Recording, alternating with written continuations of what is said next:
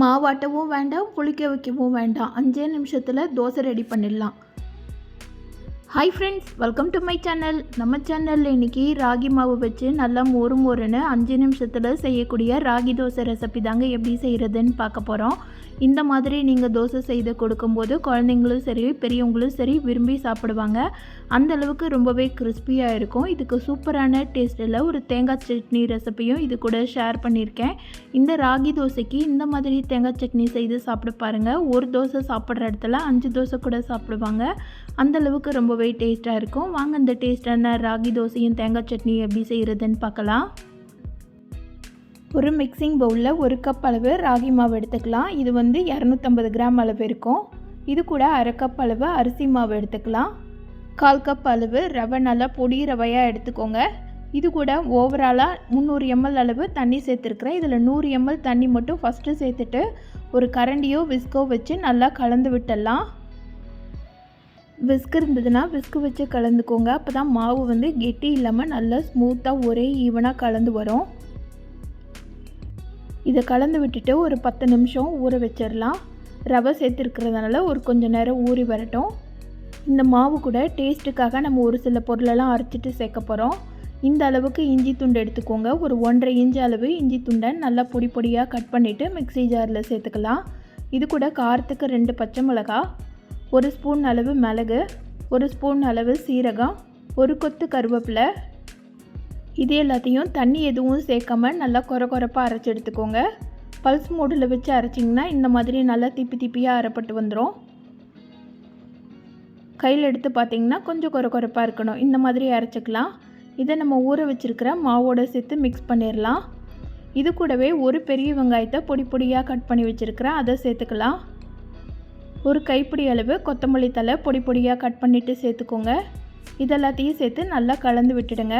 இப்போ மாவு ஒரு 10 நிமிஷம் ஊற வச்சதுனால பாருங்கள் நல்லாவே கெட்டியாக இருக்குது. இது இன்னுமே கொஞ்சம் நம்ம தண்ணி சேர்க்க வேண்டியது இருக்கும். இது கூட மாவுக்கு தேவையான அளவு உப்பு சேர்த்துக்கலாம். இது கூட 1.5 டம்ளர் அளவு தண்ணி சேர்த்துக்கிறேன். சேர்த்துட்டு எல்லாத்தையும் நல்லா கலந்து விட்டுடுங்க. மாவு பாருங்கள் இந்த அளவுக்கு கெட்டியாக இருக்குதுன்னு சொல்லிவிட்டு இது நல்லா தண்ணி சேர்த்து கலக்க தான் தோசை நல்லா கிறிஸ்பியாக வரும். நீங்கள் எந்த அளவுக்கு மாவு தண்ணியாக வச்சுருக்கீங்களோ அந்த அளவுக்கு தோசை நல்லா மொறுமொறுப்பாக கிடைக்குங்க.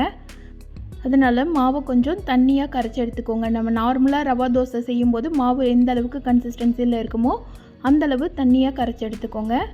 இப்போ இது ஒரு சைடு இருக்கட்டும். நம்ம இப்போ சட்னி ரெடி பண்ணிடலாம். மிக்ஸி ஜாரில் 1 கப் அளவு தேங்காய் எடுத்துருக்கிறேன். அதுலேயே அரை கப் அளவு பொரிகடலை சேர்த்துக்கலாம். உடச்ச கடலைன்னு சொல்லுவாங்க. அரை துண்டு அளவு இஞ்சியை 2ஆக கட் பண்ணிவிட்டு சேர்த்துக்கோங்க. 4 பல் பூண்டு சேர்த்துருக்குறேன். பெரிய பல்னால் 2 பல் மட்டும் சேர்த்துக்கோங்க. காரத்துக்கு 2 பச்சை மிளகாய் சேர்த்துருக்குறேன். இது கூட ஒரு கொத்து கருவேப்பிலை, 3 கொத்து அளவு கொத்தமல்லி தழை, காம்பெல்லாம் எடுத்துகிட்டு வெறும் இலையை மட்டும் சேர்த்துக்கோங்க. இது கூட சட்னிக்கு தேவையான அளவு உப்பு சேர்த்துக்கலாம். சேர்த்துட்டு ரொம்ப தண்ணி ஊற்றிடாமல் ஓரளவுக்கு கெட்டியான பதத்தில் அரைச்சி எடுத்துக்கோங்க.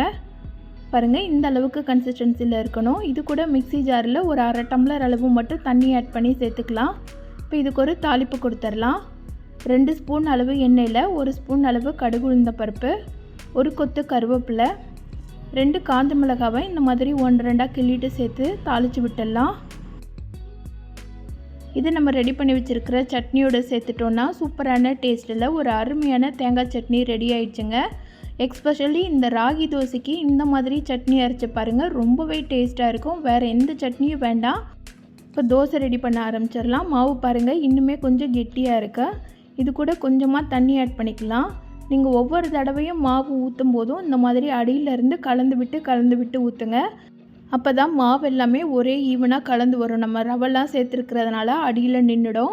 அதனால் நல்லா கலந்து விட்டுக்கோங்க. இப்போ பேனை சூடு பண்ணிட்டேன். இதில் கொஞ்சமாக எண்ணெய் விட்டு நல்லா க்ரீஸ் பண்ணிவிட்டு மாவை வெளியிலேருந்து உள் பக்கமாக ஊற்றுங்க.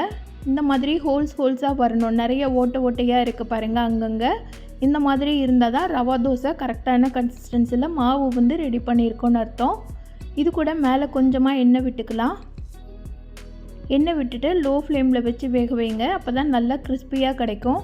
இந்த ரவா தோசை செய்கிறதுக்கு பார்த்திங்கன்னா கொஞ்சம் டைம் எடுக்குங்க. அதே நேரம் ராகி மாவு வேகாமல் சாப்பிட்டோன்னாலும் டைஜஷன் ப்ராப்ளம் வரும். அதனால் நல்லா வேக வச்சுருங்க. லோ ஃப்ளேமில் வச்சு வேக வைங்க. அப்போ தான் இந்த அளவுக்கு நல்லா மொறுமொறுப்பாக கிடைக்கும்.